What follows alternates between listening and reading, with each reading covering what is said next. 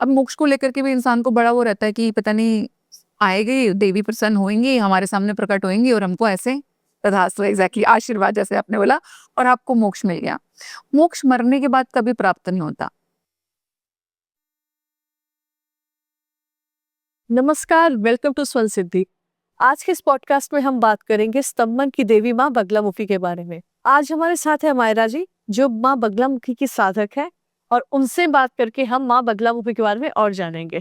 नमस्ते मायरा जी। नमस्ते, thank you so much for calling me on this podcast. और बड़ा अच्छा लग रहा है मुझे कि फाइनली आपके इस पॉडकास्ट के जरिए हम बाकी सारी दुनिया को भी आज माँ बगलामुखी के बारे में जरूर कुछ ना कुछ और बताएंगे। हाँ जी। तो मायरा जी बताइए, माँ बगलामुखी किस किस चीज का स्तंभन कर सकती है? देखिए, ऐसे इस ब्रह्मांड के अंदर, मतलब सिर्फ मैं बोलूंगी कि आप नॉर्मल एक सृष्टि की बात करें, इस पूरे ब्रह्मांड के अंदर ऐसा कुछ भी नहीं है जिसका स्तंभन इनफैक्ट माँ बगलामुखी नहीं कर सकती। आप मानिए कि आपके दुश्मन है, उनकी सोच है। एक इंसान की सबसे ज्यादा अगर आप देखिए कॉन्टिन्यूसली क्या चल रहा होता है, आपका ब्रेन चल रहा होता है, आपकी सोच ऑल टाइम एक्टिव है, ऑल टाइम रन कर रही है। माँ बगलामुखी जो है आपकी सोच का, आपके दिमाग तक का भी संबंध कर सकती हैं। माँ बगलामुखी आपकी लाइफ जिस प्लैनेट्स के जरिए हम बोलते हैं ना इधर उधर मूव करती है, कि हम बोलते हैं आपका बृहस्पति अच्छा है तो आपका ये समय अच्छा चल रहा है, आपका राहु अष्टम में बैठ गया तो आपको दुख दे रहा है, आपको दिक्कतें दे रहा होगा, आपका शनि अष्टम में बैठ गया, तो आपकी जो सारे प्लैनेट्स हैं इन सबका स्तंभन भी जो है माँ बगलामुखी कर सकती है। यानी कि सोचिए कि जो देवी आपके प्लैनेट्स तक को स्तंभ कर दे तो आपकी जो जीवन है वो किससे चलेगा? फिर उसकी कृपा से चलेगा, प्लैनेट्स नहीं चला रहे हैं। तो मैं आपने पूछा है किस किस चीज का स्तंभन कर सकती हैं, तो मैं बोलूंगी कि ऐसी वो सब चीजों की संबंध कर सकते हैं। ऐसी कोई भी चीज इस पूरी ब्रह्मांड में, पूरी सृष्टि में नहीं है जिसका स्तंभन जो है माँ बगलामुखी नहीं कर सकती, क्योंकि माँ बगलामुखी को कहा ही स्तंभन की देवी कहा जाता है। और वो इसीलिए कहा जाता है क्योंकि जिस किसी चीज को देवता तक भी कंट्रोल नहीं कर पाए या रोक नहीं पाए, उसको बगलामुखी माँ ने आकर के रोक दिया, उस चीज का स्तंभन कर दिया। क्योंकि इसकी जो बेसिक स्टोरी है, जो बेसिक हम टेल बोले आपको, वो बहुत पुरानी शुरू होती है। जब एक बार ब्रह्मांड के अंदर बहुत ही ज्यादा तूफान आया था, तो विष्णु भगवान ने हरिद्रा नदी के किनारे बैठ करके वहां पर माँ बगलामुखी की साधना की थी। तब माँ बगलामुखी उनकी साधना से प्रसन्न होकर के हरिद्रा नदी के अंदर ही जो है वहां पर अवतरित हुई थी। इसीलिए माँ को हम पीताम्बरा भी बोलते हैं, क्योंकि वो पूरे पीले रंग की नदी है और माँ भी जो है पूरे के पूरे पीले रंग में ही जो है उस टाइमिंग पे सामने आई थी। तो एक तो इसलिए माँ को पीताम्बरा भी कहा जाता है। और उस वक्त आकर के माँ ने उस ऐसे तूफान का जिसको कोई रोक नहीं पा रहा था और लग रहा था कि पूरी सृष्टि जो है वो खत्म हो जाएगी, माँ ने आकर के उस तूफान का भी सम्मन कर दिया था। तो सोचिए कि जिसके लिए जब विष्णु भगवान को भी लगा कि अब इसको कौन रोकेगा, तो उन्होंने माँ बगलामुखी को याद किया। तो पृथ्वी के ऊपर आपको किसी भी चीज को अगर रोकना है, किसी चीज का स्तंभन करना है, फिर चाहे वो सोच है, चाहे वो प्लैनेट है, चाहे आपके दुश्मन है, तो आप यहाँ पे बगलामुखी माँ को जो है याद कर सकते हो। वो इस चीज की अधिशास्त्री है कि किसी भी चीज का स्तंभन करना हो तो माँ बगलामुखी इज ऑलवेज देयर। तो जैसे आपने बताया कि माँ बगलामुखी प्लैनेट्स का भी स्तंभन कर सकती हैं, तो क्या इससे हमारी कुंडली भी बदल जाती है? बिल्कुल। मान लीजिए आपकी कुंडली के अंदर अभी समय चल रहा है कि अच्छा नहीं चल रहा, आपका कष्ट का समय चल रहा है, तो अगर आप ऐसे में माँ बगलामुखी की शरण में जाते हैं, उनकी साधना करना शुरू कर देते हैं और वो अगर आपसे प्रसन्न हो जाती हैं, तो कोई भी प्लैनेटरी का नेगेटिव इम्पैक्ट जो होता है वो आपके ऊपर होना बंद हो जाता है। फिर आपका जीवन ऑटोमेटिकली एक पॉजिटिव नोट पे चल रहा होता है। लेकिन ऐसा देखिए, हर इंसान को क्या एक एक्सपेक्टेशन होती है कि कोई भी काम ना ऐसे चुटकी बजाने से हो हाँ जाएगा, जी, हाँ जी। लेकिन हर चीज में समय लगता है। तो आप ये सोचिए कि क्या एक ही दिन में बस माँ बगलामुखी मेरे प्लैनेट्स को स्तंभन कर देंगी और मेरी जिंदगी सब सेट हो जाएगी? तो एक दिन में कुछ नहीं होता, समय लगता है।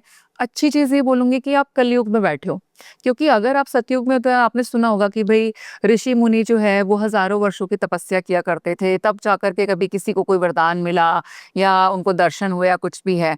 तो हमारी तो हजारों वर्षों की तो आयु ही नहीं है, हम कहाँ से साधना करेंगे? तो अच्छी चीज क्या है कि कलयुग के अंदर क्या है कि आप जो ऋषि मुनि हजारों वर्षों में हासिल किया करते थे, वो आपको कुछ वर्षों में हासिल हो सकता है। तो इस युग का ये प्लस हो गया, क्योंकि ये एक ऐसा युग है जिसमें नेगेटिविटी बहुत है।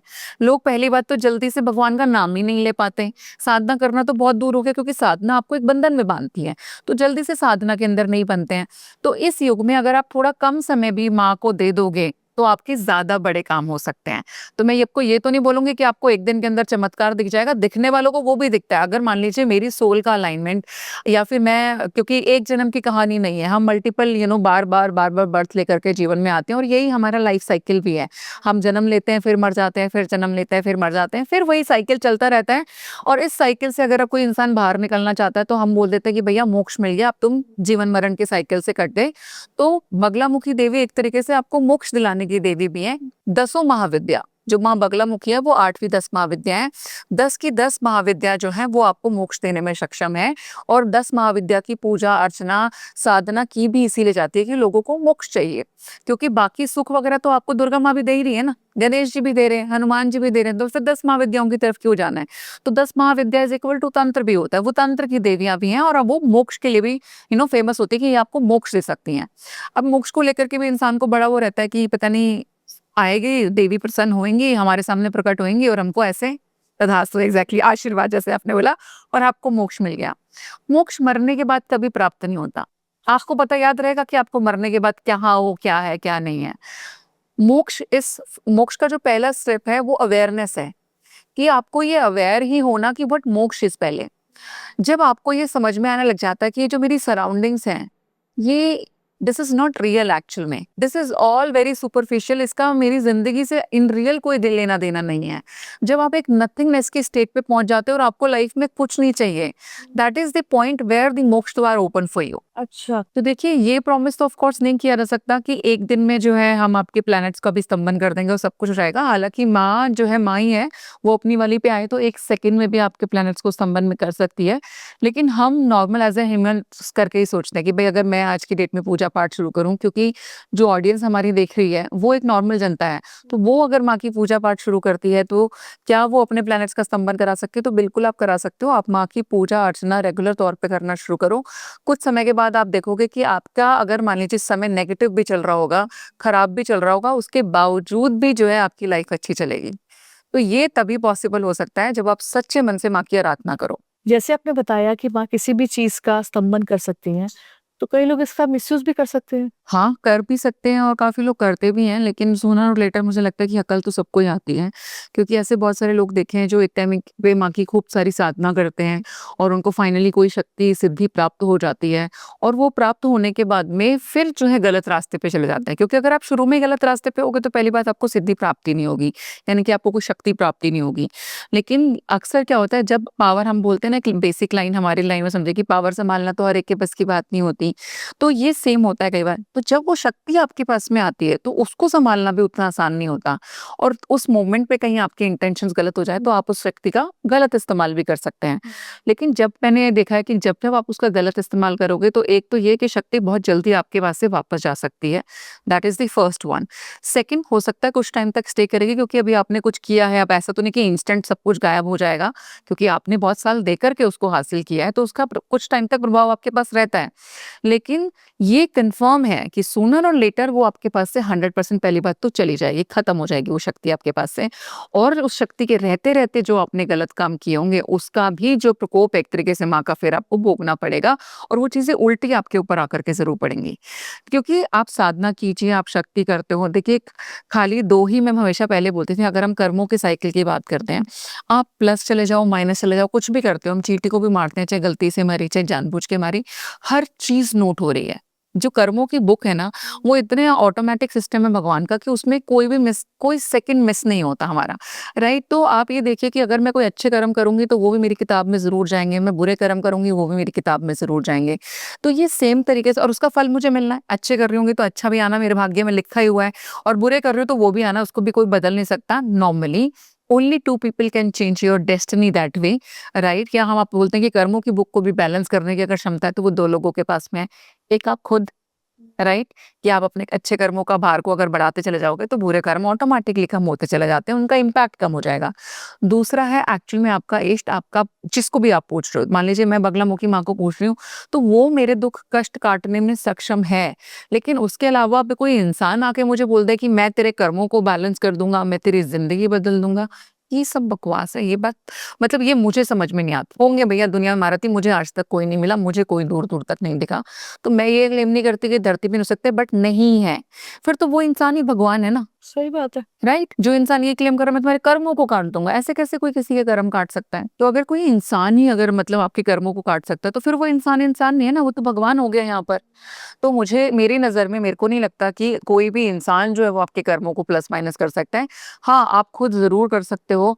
जब आप साधना मार्ग पे चले जाते हो तो ये मार्ग ऐसा है जिसके अंदर आपके बुरे कर्म जल्दी से कटने शुरू हो जाते हैं। तो इसीलिए हम बोलते हैं कि आप क्यों बोलते हैं भगवान के नाम का जप करो? आपने सुना होगा सब बोलते हैं कि भगवान का नाम का जप करने से आपके कर्म कट जाते हैं। तो वो जाप करने से कट जाते हैं। दोस्त कोई इंसान नहीं उसको आकर के काट रहा है। तो वो करने से ज़रूर हो सकता है। तो आप अगर अपने इष्ट की पूजा पाठ करते हो, उनका नाम जप करते हो, आप बगलामुखी माँ का नाम जप करते हो, तो मैं बिल्कुल बोल सकती हूँ कि वहाँ पे आपके कर्म कट सकते हैं। लेकिन अगर आप उसकी कृपा का गलत फ़ायदा उठाओगे, उसकी दी हुई शक्ति का, उसकी दी हुई सिद्धि का गलत प्रयोग करोगे, तो वो 100% एक तो आपके पास से चली जाएगी और आपका भी कहीं न कहीं विनाश ही करेगी। वहाँ आपका अच्छा नहीं हो सकता। सही कह रहे हो। तो जैसे ये जो साधना है माँ बगलामुखी की, ये कौन-कौन कर सकता है? क्या लेडीज़ कर सकती हैं? हाँ, बिल्कुल कर सकती हैं, लेडीज़ भी कर सकते हैं, जेंट्स भी कर सकते हैं। छोटे बच्चों को हम थोड़ा-सा मना करते हैं क्योंकि ultimately it is a very powerful thing, है ना? माँ जो है वो बहुत ज़्यादा पावरफुल है, तो वो शक्ति का जब संचालन आपके शरीर में, आपकी ज़िंदगी में भी शुरू होता है, तो कई बार शुरू में लेना बड़ा मुश्किल हो जाता है। तो बच्चों के लिए उतना नहीं है, आप माँ का खाली नाम जप वगैरह करो। साधना मार्ग पे जाना है तो मैं बोलूँगी थोड़े से बड़े होने के बाद में आप साधना मार्ग पे भी आ सकते हो। लेकिन नाम जप बच्चे भी कर सकते हैं, उसमें कोई दिक्कत नहीं है। बल्कि औरतों को करना चाहिए क्योंकि औरतें जो हैं वो खुद शक्ति का प्रतीक हैं। तो जब एक शक्ति ही शक्ति को जागृत करना चाहती है तो कंपैरेटिवली फास्ट होती है। क्योंकि लेडी जो है ना उसमें आप देखिए जो शक्ति है पावरफुल, आपका जो इमोशनल क्वोशंट होता है ना वो बड़ा हाई होता है। और मैं बोलती हूँ कि कोई भी भगवान हो, B it any any God goddesses, अगर आपके भाव अच्छे होते हैं, आपका इमोशन प्योर होगा ना, तो आप उतनी ज़्यादा जल्दी के साथ से उसके साथ कनेक्ट करते हो। और अगर आपके इमोशन में वो प्योरिटी होती है तो माँ भी जो है आपको बहुत जल्दी अपने बच्चे के रूप में अपना लेती है। वहीं पे अगर आप सिर्फ बैठे हो, मान लीजिए अगर मैं किसी लालच से माँ की साधना शुरू करूँगी, तो आपको क्या लगता है कि वो भगवान है, उसको नहीं पता कि आपने किसी लालच से साधना करने शुरू हो सब करी कुछ होगी? पता है। उसको सब कुछ पता है। तो ये ज़रूर भाव ज़रूर मैटर करता है, लेकिन जहाँ तक बात है कौन कर सकता है, कौन नहीं कर सकता, तो सब लोग कर सकते हैं, ऐसा नहीं है कि साधना कर नहीं सकते। लेकिन बगलामुखी माँ की साधना करने के लिए आपको गुरु दीक्षा जो है वो अनिवार्य होती है। बिना गुरु दीक्षा के आप माँ की साधना को एक लेवल से आगे कभी नहीं ले जा पाएँगे। और माँ का जो मूल मंत्र है वो उसका भी जो जाप है, आप बिना गुरु दीक्षा के नहीं कर सकते। तो अब आ जाता है अब गुरु दीक्षा तो नहीं हर एक को प्राप्त है, अब गुरु दीक्षा नहीं प्राप्त है तो फिर क्या करें? भई जो घर में रहने वाली लेडीज़ हैं या कोई और माँ से जुड़ना चाहता है तो वो क्या करें? तो वहाँ पे जो घर में रहने वाली लेडीज़ है ख़ास करके वो माँ की चालीसा का पाठ करें। आपने माँ की चालीसा, बगलामुखी चालीसा रोज़ पढ़नी है। नियम से पढ़ना शुरू करो और रात्रि 9 बजे के बाद पढ़ो। ठीक है। क्योंकि माँ का जो है माँ तामसिक देवी हैं, उनका जो पूजा का समय है वो रात्रि के 9 बजे के बाद से लेकर के सुबह के 4 बजे के बीच में उनकी पूजा की जाती है। तो उस समय पे आप अपनी जो है चालीसा रोज़ पढ़ना शुरू कर दो। जो आपको लगता है हमारे को एक लेवल और आगे जाना है क्योंकि हम जल्दी से जल्दी अपने आप को तैयार करना चाहते हैं और फिर साधना के मार्ग पे आना चाहते हैं, तो वहाँ पे आदमी हो गए चाहे औरत हो गए, आप माँ के 108 नामों का जाप करो। That is the best thing and the safest also, क्योंकि काफ़ी लोगों को डर रहता है कि भई माँ जो है उनका स्वभाव उग्र है, वो एक उग्र देवी हैं। कल को अगर हम कुछ करेंगे साधना-वाधना हमारे ऊपर उल्टा प्रभाव तो नहीं पड़ जाएगा। तो मैं आपको ये ज़रूर बता सकती हूँ कि अगर आप माँ के सिर्फ नाम का जप करते हो, माँ के 108 नामों का जाप करते हो, माँ की चालीसा पढ़ते हो, माँ का बगला जो मंत्र है माँ का यानी कि बगलामुखी माँ का गायत्री मंत्र का अगर आप जाप करते हो, तो आपको कोई भी गुरु दीक्षा की इतना सब कुछ करने में आपको कोई गुरु दीक्षा की अनिवार्यता नहीं है और इससे आपको कोई प्रॉब्लम भी नहीं आएगी। यानी कि कोई नेगेटिविटी या किसी तरीके का उल्टा जो आपको भय है, वो इसमें बिल्कुल भी नहीं होता। हाँ, आप बिना किसी गुरु दीक्षा के, बिना किसी गाइडेंस के अब आप माँ का मूल मंत्र जाप करना शुरू कर दो, तो मैं खुद भी हाथ ऐसे पीछे खड़े कर लूँगी कि भैया फ़ायदे से पहले प्रॉब्लम आ सकती है, तो मत करना। क्योंकि ये ऐसे मंत्र हैं, महाविद्या ऐसे विद्याएं हैं जो हर एक को नहीं फलती, ये हर एक के लिए बनी भी नहीं है। ये तो युग ऐसा आ गया एंड इट वाज सेइंग कि दिस इज द ओनली युग जहाँ पे महाविद्याओं का प्रयोग सबसे ज्यादा होगा, तंत्र का प्रयोग सबसे ज्यादा होगा। तंत्र का प्रयोग ज्यादा होने की वजह से महाविद्याओं का जो है बोलबाला या उनके बारे में जो ज्ञान है वो बाहर निकल के आने लगा। वरना महाविद्याओं का जो ज्ञान है आप देखो, इट इज अ वेरी गूढ़ ज्ञान, बहुत गुप्त रखा जाता था इसको। पहले इसके बारे में कहाँ बात होती थी। नहीं। आप, मैं कहती हूँ ज्यादा भी पीछे नहीं, सिर्फ 2 साल पीछे तक भी चले जाओ, 2 साल पहले भी महाविद्याओं के बारे में किसी को कितना पता नहीं था। लेकिन पिछले लास्ट 2 इयर्स के अंदर ही आप देखो तो भरी पड़ी है इन्फॉर्मेशन, मतलब every second person is talking about Mahavidyas. तो पहले ये सब बहुत क्लोज था। क्लोज था, कई सीक्रेट रखा वर्षों जाता से- था। हाँ। जो गुरु, जैसे जब मान लीजिए अगर मैं एक योग्य शिष्या हूँ तो मेरे गुरु द्वारा ही ये ज्ञान मुझे प्राप्त होगा, राइट। तो वो अब वो कितने लिमिटेड लोग होते होंगे। लेकिन अभी क्या हो गया, क्योंकि इंटरनेट का जमाना है, हम सब सोशल मीडिया से कनेक्टेड हैं। तो अगर सोशल मीडिया पे कोई एक बात बता रहा है तो वो कितना एक ही टाइमिंग पे सैकड़ों हजारों करोड़ों लोगों तक जा रही है। तो वो चैनल बिल्कुल अलग हो गया। पहले गुरु दीक्षा की एक परंपरा होती थी प्रॉपर, है ना, उसको फॉलो किया जाता था। गुरु के पास अगर आप चले गए दीक्षा लेने की तो वो ऐसी दीक्षा नहीं देते थे आपको। आपको पहले वो देखता था कि आप इस लायक भी हो कि नहीं हो। आप वहीं पे आश्रम में रहते थे, गुरु की सेवा करते थे, आश्रम में सारा काम करते थे, आश्रम की सेवा पानी करते थे। जो इष्ट जिसको पूजना है उसका पूरा ध्यान रखना, मंत्रों का पूरा जाप करना नियम से। उसके बाद जाके जब गुरु का आभास होता था कि हाँ अब ये तैयार हो गया, तब जाकर के आपको दीक्षा प्राप्त होती थी। तो ये बहुत ही मेहनत एग्जैक्टली, थे कि आप कर सकते हो नहीं कर सकते वो। बिल्कुल बिल्कुल, तब जाकर के मिलेगी, उससे पहले नहीं होता था। अभी तो मैं बोलूंगी हम बहुत लकी हैं कि हमको फिर भी इतनी इन्फॉर्मेशन इतनी आसानी से मिल जा रही है। पहले तो वो भी नहीं मिलती थी और गुरु की तलाश में पता नहीं लोग कहाँ कहाँ भटकते रहते थे, तब भी गुरु प्राप्त नहीं होते थे। और ये मैं बोलूंगी सिचुएशन आज भी है। आज भी कोई ये सोचे कि मुझे गुरु ऐसे ही मिल जाए तो गुरु ऐसे ही नहीं मिलेंगे, राइट। उसके लिए आपको बहुत एक्चुअल में तप करना पड़ेगा। और वो तप ये नहीं है कि आप जा जाके कहीं पे भटकना शुरू कर दो। वो तप सिर्फ इतना है कि जब आप एक गुरु के पास अगर पहुंच जाते, एक आश्रम में होते, तो जो चीजें, जो एक्टिविटी आपको वहां करनी पड़ती, वही सेम चीजें आप अपने गृहस्थ में रह करके करना शुरू करो ना। आप अपने आप को अलाइन करो, आप अपने आप को, एक होता है ना कि एक बंधन में बांधना शुरू करो, एक शेड्यूल को जीना शुरू करो। नियम से मैंने अगर इतने मंत्रों का जाप करना है, इतनी बार करना है, उसको करना शुरू करो। आप ऑटोमेटिकली यहीं रहते रहते भी अपने आप को प्रिपेयर कर सकते हो ना। और जब आप प्रिपेयर हो जाओगे, जब आप तैयार हो जाओगे, हम बोलते हैं जब पात्र रेडी हो जाता है तो फिर गुरु भी आपकी जिंदगी के अंदर आ जाते हैं। तो फिर गुरु भी आपको मिल जाएंगे, आपको दीक्षा भी मिल जाएगी, पर दीक्षा के लायक बनना पड़ेगा। हाँ जी। पहले दिन ही हम ये सोचें कि हमें गुरु दीक्षा मिल जाए और हम साधना शुरू कर दें तो पहले दिन नहीं होता। लेकिन हाँ, अगर मैं बोलती हूँ आपकी भावना सच्ची है, आपका निश्चय पक्का है, तो आप अपना जाप जो है कंटिन्यू रखो, आपको गुरु 100% मिलेंगे। लेकिन अगर वहीं पे हम लिखें आपका भाई महाविद्या ने अगर आपको चूज नहीं किया है तो ये आपका जो जप है, माँ का नाम जप है, ये भी बहुत लंबा जा सकता है। बोलते हैं ना कि कभी कभार होने को तो पल भर में दुनिया बदल जाती है और कई बार कई कई वर्ष बीत जाते हैं, कई कई जन्म बीत जाते हैं, तब भी नहीं होता। तो ये मार्ग ऐसा ही है। अगर आपका को इस लाइन में जाना लिखा है, महाविद्या ने आपको चूज कर लिया है, तो आपको गुरु 1 महीने में भी मिल सकता है। और अगर आप महाविद्या ने अभी आपको चूज नहीं किया है तो आपको 10 जन्म भी लग सकते हैं, तब भी गुरु नहीं मिलेंगे। तो आप इस चीज की दौड़ भाग से तो हट ही जाइए कि मुझे कोई गुरु चाहिए, मेरे को कोई गुरु चाहिए। गुरु अगर आपके नसीब में लिखे हैं, आपको उन्होंने दीक्षा देनी है, तो ये गुरु के भी भाग्य में तो लिखा होगा ना कि उसको एक ऐसा पात्र मिलेगा, तो वो आप तक पहुंच जाएंगे। तो उस जद्दोजहद से निकल जाओ। बाकी सब जन जो है वो बिल्कुल काबिल है माँ की साधना करने के लिए। आप बिल्कुल कर सकते हो, माँ का जप कर सकते हो, माँ की पूजा पाठ कर सकते हो। जैसे अब आपने बोला माँ की साधना करनी होती है, तो नॉर्मल घर में जो है कोई हाउसवाइफ है या कोई पर्सन है जो एक नॉर्मल गृहस्थ जीवन में है, तो साधना करने का मतलब क्या ये होता है कि अपनी लाइफ छोड़ देना? नहीं, लाइफ नहीं छोड़ देना, लेकिन साधना का देखिए कुछ बेसिक नियम होते हैं जो आपको फॉलो करने पड़ेंगे। जैसे कि ब्रह्मचर्य का पालन करना। तो जिस समय तक आप माँ की साधना कर रहे हो तो आपको वहाँ पे ब्रह्मचर्य का पालन करना पड़ता है। आप मांसाहार को जो है ग्रस्त नहीं ले सकते। आपने वहाँ पे अगर नॉनवेज खाने वाले हो तो नॉनवेज छोड़ना पड़ेगा। अगर आप अल्कोहल लेते हो तो वो छोड़ना पड़ेगा। बल्कि आप, हालांकि ये चेंज ग्रेजुअली भी आ जाएगा, लेकिन जब आप साधना कर रहे होते हैं खासकर उस दौरान पे आपको अपने मन में किसी के लिए कोई द्वेष भाव ये सब नहीं रखना होता, क्योंकि ये भी एक नेगेटिव उसमें आता है और ये भी नियमों में नहीं बताए गए। ये काटा है इसके ऊपर, ये आप नहीं कर सकते हो।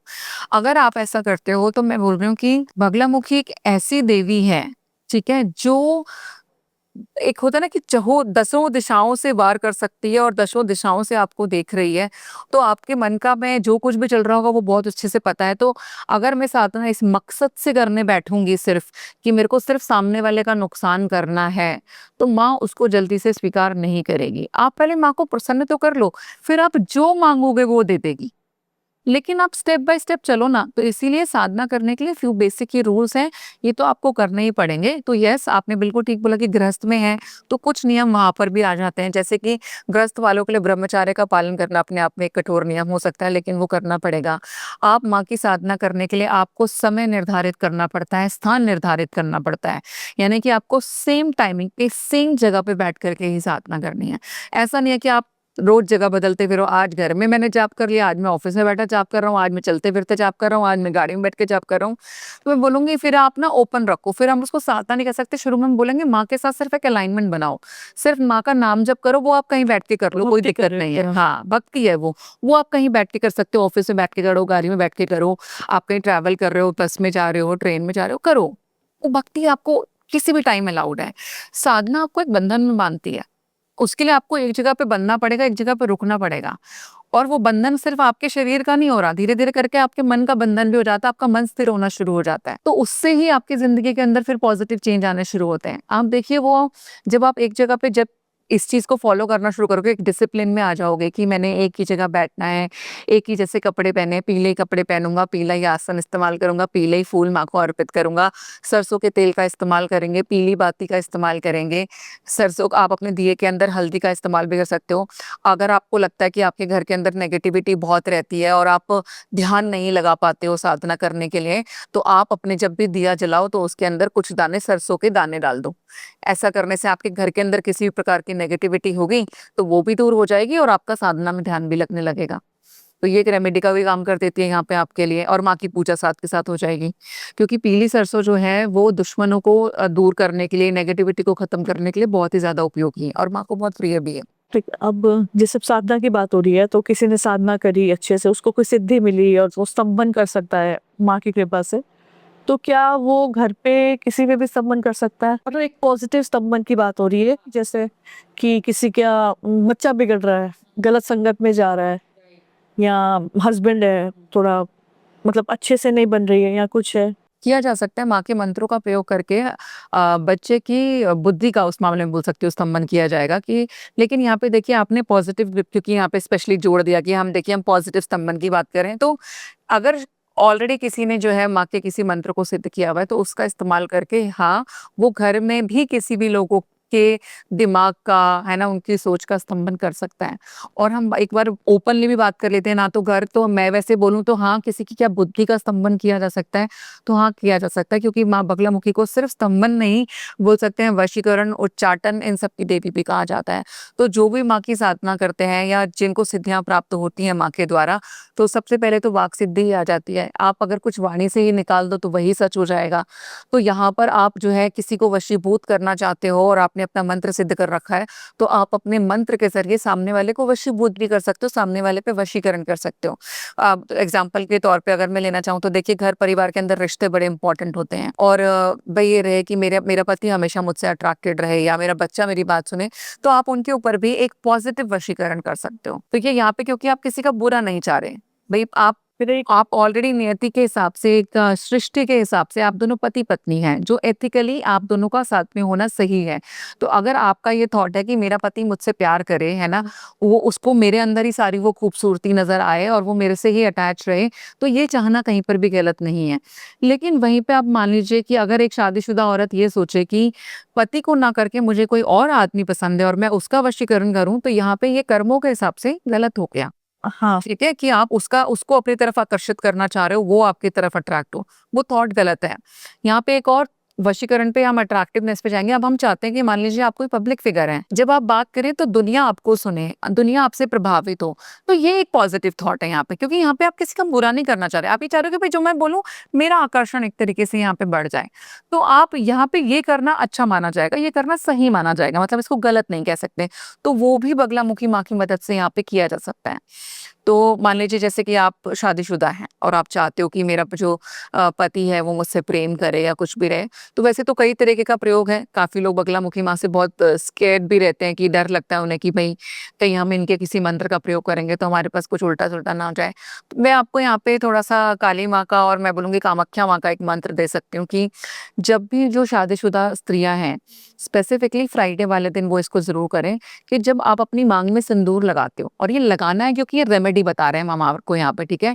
आप अपनी माँग में सिंदूर लगाते टाइमिंग पे आपने मंत्र का उच्चारण क्या करना है? ओम क्लीम क्रीम, ओम क्लीम क्रीम, इसका जाप करते हुए, ठीक है, 11 बार आपने बोलना है और फिर आप अपनी मांग में सिंदूर लगाएं और अपने पति के बारे में सोचें। अपने पति का नाम लेकर के फिर आपने इस मंत्र का 11 बार उच्चारण करना है, सिंदूर भरना अपनी मांग में शुक्रवार वाले दिन खास करके, विद दिस इंटेंशन कि मेरे पति को सारी जो बोलते हैं ना हम अप्सराएं हैं एक तरीके से मेरे अंदर ही नजर आए, मेरा पति मुझसे प्यार करे, मेरी तरफ ही आकर्षित रहे। आप इसको करके देखो और आप ये नहीं लगातार जो है कम से कम 7 शुक्रवार जरूर करना है। सुबह शाम? आप इसको किसी भी टाइम कर सकते हैं, मॉर्निंग में भी कर सकते हैं, इवनिंग में भी कर सकते हैं। आप इसको करके देखो और आप देखोगे कि नेचुरली आपके पति का जो अट्रैक्शन है वो आपके टुवर्ड्स बढ़ना शुरू हो जाए। इसमें कोई साधना या किसी इसमें साधना की कोई आवश्यकता नहीं है, ये नॉर्मल बहुत जेनेरिक माँ की रेमेडी है, माँ के मंत्र का असर है। लेकिन मैंने आपको बताया कि 11 बार उच्चारण ज़रूर करना है और अच्छे तरीके से करना है। जितना ज़्यादा भावनाएँ आपकी इन्वॉल्व होंगी, इमोशन अच्छा होगा, उतने अच्छे रिजल्ट्स आएँगे। जैसे अब किसी के हस्बैंड है, उनका एक्स्ट्रा मैरिटल अफेयर है या वो बहुत ज्यादा होते हैं ना कि लड़कियों को देखते हैं, ऐसी नजरें होती हैं, तो क्या ये उस पे भी काम करेगा? ये उस पे भी कंट्रोल करेगा। ये उनको बाहर मैंने बताया ना कि जिस टाइमिंग पे आप ये करोगे रेमेडी और जिस टाइमिंग पे आप मंत्र जाप कर रहे हो, उस वक़्त आप क्या चाहते हो वो इंटेंशन मैटर करती है। अब उस टाइम आपको बहुत क्लियर है कि हाँ यार मेरे पति बाहर जाते हैं और मैं चाहती हूँ उनका बाहर जाना बंद हो जाए, ये घर में ही रहना चाहिए। तो आप साथ में एक और चीज़ अपने मन में बोलोगे ना कि इनके बाहर जो भी चल रहे अफेयर्स हैं, वो बंद हो कर के इनका सारा प्यार, सारा ध्यान मेरे ऊपर केंद्रित हो जाए, वो कर सकते हैं। बाकी नॉर्मल जैसे मान लीजिए अब जो शादीशुदा नहीं है, हमारे सिंगल लड़कियां हैं और वो चाहती हैं कि मैम हम अट्रैक्टिव दिखना चाहते हैं और हम चाहते हैं कि लोगों का ध्यान हमारी तरफ जाए, तो वो यहाँ पे मैं स्पेसिफिकली एक स्विच वर्ड आपको देना चाहती हूँ जिसका आप यूज कर सकते हो, एल्योर। ठीक है, आप एल्योर एल्योर जो है वो आपने 42 टाइम्स वन गो में चैंट करना है।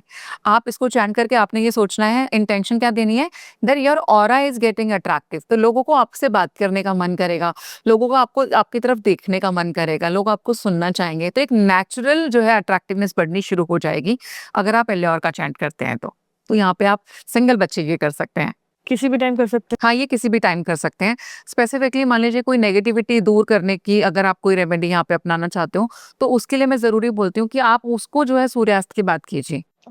कि मान लीजिए आपको अपने घर से आप चाहते हो कि नकारात्मकता हटानी है, बहुत नेगेटिविटी हो गई है घर के अंदर, तो आपने यहाँ पे क्या करना है, मतलब आप ये रेगुलर तौर पे और बगलामुखी माँ की खास करके मैं बोलूँ कि कृपा जो है हमको मिलती रहे, तो उसके लिए बहुत सिंपल सी रेमेडी है और मुझे लगता है कि ये हर घर में जो चीज़ें बोल रहे हैं वो अवेलेबल भी होती हैं।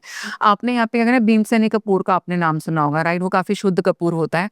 आपने भीमसेनी कपूर का इस्तेमाल यहाँ पे करना है, उसको हल्का सा गाय के घी में डिप कर लें, काऊ घी का इस्तेमाल करना है। आपने उसके अंदर डिप किया, उसको बर्न करेंगे, राइट? और थोड़ी-सी सरसों, विद दिस इंटेंशन पहले उसको लेकर के अपने मन में धारणा डालेंगे कि मेरे घर में किसी ने कोई तंत्र प्रयोग किया हो, किसी ने कोई काला जादू, कोई टोना, कोई टोटका या किसी भी प्रकार की नकारात्मक ऊर्जा अगर मेरे घर के अंदर हो, तो हे प्रभु, हे मेरी माँ, आप उसको मेरे घर से खत्म कर दो और वो सरसों के दाना आप उस कपूर के ऊपर छोड़ देना और उसको बर्न होने देना। ठीक है? अब जैसे-जैसे वो बर्न हो रहे होंगे, आप देखोगे कि आपका उसका जो स्मेल अगर आती है ना, अगर मान लीजिए उसमें से आपको अच्छी फ्रेग्रेंस आएगी तो समझना बहुत अच्छी पॉजिटिविटी घर में। वहीं पे अगर जब आप उसको बर्न करो सरसों को और अगर गंदी स्मेल आ रही हो तो आप समझ जाना कि कहीं न कहीं आप इम्पैक्टेड भी हो। ओके। बट ऐसा अगर आपको गंदी स्मेल आती है तो आपको हफ्ते में ये आप रेमेडी हर मंगलवार और शनिवार को कर सकते हो और मिनिमम लगातार 11 मंगलवार या 11 शनिवार कोई भी एक दिन आप पकड़ सकते हो, उसको जरूर करना। क्योंकि अगर स्मेल आ रही है इसका मतलब कहीं ना कहीं कोई नेगेटिविटी है, तो अगर आप जब 11 बार तक करोगे आप ग्रेजुअली देखोगे कि वो स्मेल गायब हो जाएगी, तो सारी नकारात्मक ऊर्जा भी आपके घर से बाहर की तरफ निकल जाएगी, खत्म हो जाएगी। कोई तंत्र भी अगर प्रयोग आपके ऊपर हो रखा होगा तो इससे वो भी खत्म होता है, वो भी कर सकते हो आप। और अब जैसे अब ये हमारे घर का प्रोटेक्शन हो गया, अब कई बार होता है कि हमें कहीं जाना पड़ता है जहाँ हमें पता है कि ये मतलब वो लोग गड़बड़ हैं या वहाँ का माहौल वैसा है, लेकिन जाना है, तो उसके लिए कैसे प्रोटेक्शन करें? उसके लिए मैंने बहुत बार बताया भी, मैं आज रिपीट करना चाहूंगी आपके पॉडकास्ट पे कि सुनने में बहुत छोटा सा लगता है लेकिन बहुत काम की चीज है, 2 लौंग। अच्छा। आप जब भी अपने घर से बाहर निकलो ना, 2 लौंग विद दिस इंटेंशन कि 2 लौंग मेरी प्रोटेक्शन करेंगे, क्योंकि हम बहुत, आपने बिल्कुल ठीक बोला, हम बाहर जाते हैं, इतने सारे लोगों से मिलते हैं और जाना भी पड़ता है, काम है भाई हमारा। तो 2 लौंग को मॉर्निंग में आपने अपने जो है, और जो बगलामुखी माँ के साधक है या आप लोग ऑलरेडी माँ को पूछते हो, तो आप माँ का नाम मंत्र जो है कम से कम सुबह 11 बार पढ़ के उसको फिर अपनी पॉकेट में डाल लेना। आप चले जाओ, पूरा दिन घूमो फिरो, सबसे मिलो, कोई दिक्कत नहीं है। वापस जब शाम को आओगे तो घर में घुसने से पहले उन 2 लौंग को बाहर निकाल के फेंक देना। आप उसको किसी नाली में फेंक सकते हो, डस्टबिन में फेंक सकते हो, घर में एंट्री करने से पहले एग्जिट, यानी कि जो नेगेटिविटी थी उसको घर के बाहर ही छोड़ दिया पहले आपने, और उसके बाद आप आराम से आ जाओ, आपका ऑरा भी प्रोटेक्टेड रहेगा, लोगों की बुरी नजर से भी बचे रहोगे। तो ये बहुत आसान है, मतलब इजी टू डू है, आप आराम से कैरी कर सकते हो। लॉन्ग इज नॉट समथिंग कि जो आपको कैरी करने में प्रॉब्लम हो, पॉकेट में डाल ली तो पट्टे में बांध ली, मतलब इजीली कैरी कर सकते हैं आप इसको करके देखो। ये सुनने में बहुत आसान लगता है लेकिन ये बहुत बहुत पावरफुल रेमेडी है। तो ये क्या बच्चों को भी हाँ खुद बिल्कुल, आप इंटेंशन करके बच्चों के इंटेंशन करके उनको कोई रुमाल के अंदर आपने बांध के दे दिया, उनकी पॉकेट में आप डाल दो, बिल्कुल कर सकते हो। फिर घर से घर से नहीं, आप उनको लेकर आ रहे हो, बच्चे को भी आप गाइड कर सकते हो, बेटा निकाल दो, नहीं है तो जैसे मान लो छोटा बच्चा है तो उसके साथ आपने रुमाल के अंदर बांध करके साथ में रख दिया, उसका झूला है या आप गोदी में उसको किसी चीज में कैरी करते हो और बाद में फेंक दो। तो बिल्कुल बच्चों के लिए भी किया जा सकता है। बहुत मतलब अच्छा क्वेश्चन किया है, क्योंकि बच्चों को लेकर के काफी ज्यादा पेरेंट्स जो आजकल बड़े चिंतित रहते हैं। आपने बहुत अच्छी रेमेडीज बताई हैं, सिंपल भी हैं। तो एक मैं थोड़ा ऑफ टॉपिक पूछना चाहूंगी अपने लिए। आजकल ना मतलब काफी टाइम से नींद नहीं आ रही है ढंग से। नहीं आ रही है, कोई बैड ड्रीम्स भी आते हैं आपको? हाँ। बैड ड्रीम्स वगैरह भी आ रहे हैं, तो आपने ना यहाँ पे 2 काम करने हैं। एक पहले फर्स्ट स्टेप पे जो आप काम करोगे, आपने ना 1 चम्मच नमक लेना है, ठीक है, और 1 गिलास पानी लेना है। नमक को घोल देना अच्छे से पानी में, उस नमक के पानी को अपने सिराने रखना शुरू करो, ठीक है। ये आप 7 दिन तक लगातार करना, सुबह उठ करके आपने उसको फ्लश कर देना है सिंपली। और उसके साथ साथ एक क्रिस्टल आता है एमेथिस्ट, आप वो मंगवा लो, ठीक है। अगर उसका ब्रेसलेट कैरी कर सकते हो तो पहनना शुरू कर दो।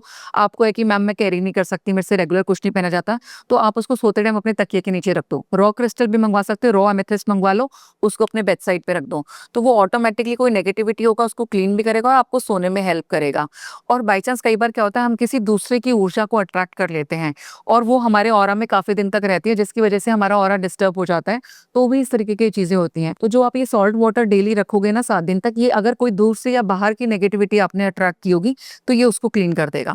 उसके बाद आप मुझे जरूर बताना कि आपको कितना रिलीफ मिला। तो मैं बताऊंगी। और अगर जैसे सो भी जाओ ना तो एकदम से उठ जाती हूँ और फिर नींद नहीं आती, या फिर उठी रहूंगी। साउंड स्लीप नहीं है, बीच बीच में कुछ ना कुछ डिस्टर्बेंस होती रहती है। नहीं, आप 7 दिन तक मेरे कहने से आप इसको ट्राई करके देखिए, देन आप मुझे बताइएगा।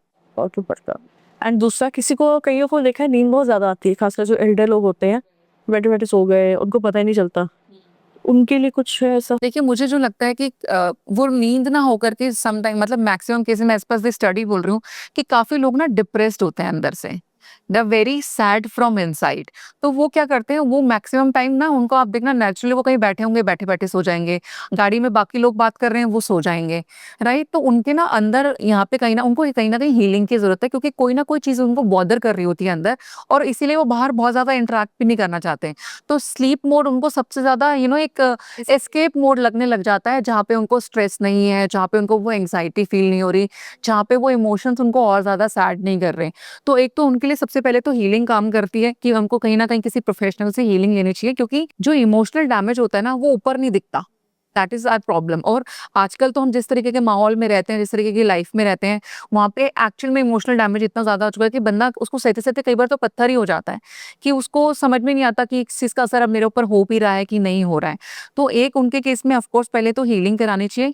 दूसरा मैं बोलूंगी कि आप ना खुद को भी सेज से स्मजिंग से क्लीन करो। सेज एक हर्ब है जो ऑनलाइन मिल जाती है आपको, कैलिफोर्निया सेज सबसे अच्छा होता है, आप उसको ऑर्डर करके मंगा लो, ठीक है। उसको बर्न करो, उसका जो धुआं होगा ना उस पर थोड़ी देर के लिए आप ऐसे करके क्रॉस लेग करके खड़े हो सकते हो कि वो आपकी पूरी बॉडी से जाए। तो अगर आपके अंदर कोई भी आपके आसपास ऑरा में किसी प्रकार की कोई नेगेटिविटी होगी, कोई चीज स्टक हो रखी होगी जिसकी वजह से आप लो होकर के बहुत ज्यादा सो रहे हो, तो वो जो है आप देखोगे कि दूर हो जाएगा और आपको ऑटोमेटिकली एक एनर्जी भी यहाँ पर जो है फील होना शुरू हो जाएगी। दूसरा ऑफ कोर्स ये स्पिरिचुअल नुस्खा नहीं है, लेकिन पर्सनली भी ट्राइड है, मैं बोलूंगी कि काफी लोग इसको अलग तरीके से भी ले सकते हैं। बट देखिए लथार्जिक बना ये होना ना, जो शिलाजीत है, ये दीपक चोपड़ा जी ने भी अपनी एक रील के अंदर ये बात कही हुई है, इज ए फेमस राइटर, कि it is a very powerful thing. आप उसको तो उसका थोड़ा सा बिल्कुल इतना बोलते हैं ना हाफ पेज इतना साइज है, आप उसको ट्राई करके देखो, वो रियल में बहुत, अगर आप पानी में घोल के गर्म पानी में पीनी है। जो लोगों को वेट लॉस चाहिए, मैं तो बोलती हूँ उसके लिए भी बहुत हेल्प कर देगा कि अगर किसी को वेट लॉस चाहिए तो ये वेट लॉस में भी हेल्प करता है, साथ में आपको बहुत ज़्यादा एनर्जी देता है। तो अगर आपकी बॉडी में किसी प्रकार की कोई कमी एनर्जी लेवल की जिसकी वजह से आप लेथार्जिक सो रहे हो, तो मैं बोलती हूँ इससे 100% वो चीज़ भी आपकी दूर हो जाएगी। तो आपके पास में दोनों तरीके हैं। अगर आपको लगता है एनर्जी लेवल पे मेरे भाई कोई प्रॉब्लम है, कोई नेगेटिविटी है या मेरे किसी इमोशन ने मेरे को डैमेज किया है, तो सेज से क्लेंजिंग करना शुरू कर दो। ऐसे लग रहा है कि नहीं मेडिकल रिलेटेड कुछ है, तो आप इसको ट्राई करके देखो। इससे मैं बोलती हूँ आपके एनर्जी लेवल बहुत हो जाएंगे। ये जो धीरे-धीरे करके ऐसे पसरने वाला जो सीन होता है ना आपका, वो खत्म हो जाएगा। आपके अंदर ऑटोमैटिकली एक एक्टिवनेस आनी शुरू हो जाएगी और आपकी बोन हेल्थ को भी बहुत अच्छा करती है। हाँ जी। आपका सेज तो रखा हुआ है मेरे पास, हाँ, हाँ, प्लीज़ पे बताया था साहिल के साथ आपका पॉडकास्ट हुआ था।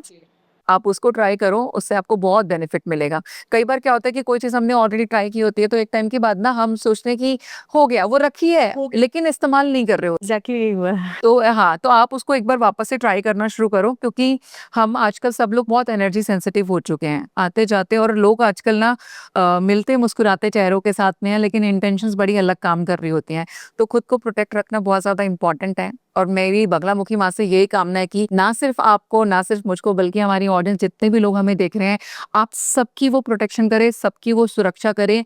लेकिन मैं आप लोगों से सिर्फ एक ही बात कहना चाहती हूँ कि कई बार रास्ते बड़े कठिन होते हैं, लेकिन वो तब तक कठिन है जब तक कि आपने शुरुआत नहीं करी है। शुरुआत कर दोगे तो रास्ते आसान होते हुए भी नज़र आएँगे, तो शुरुआत करना बहुत ज़रूरी है। और कुछ नहीं तो माँ के नाम मंत्र से ही शुरू कर लो, और कुछ नहीं तो सिर्फ चालीसा पढ़नी शुरू कर दो। जय माँ बगलामुखी, जय माँ पीताम्बरा। जय मां बगलामुखी, बहुत अच्छी बात बोली आपने। थैंक यू इस पॉडकास्ट के लिए, थैंक यू। बहुत अच्छा पॉडकास्ट था। हम